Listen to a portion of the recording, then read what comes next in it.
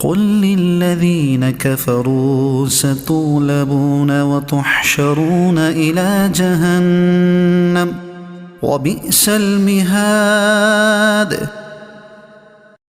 उन काफिरों से कह दो कि अनकरीब तुम मगलूब हो जाओगे और दोज़ख की तरफ हांके जाओगे और वो बहुत ही बुरा ठिकाना है।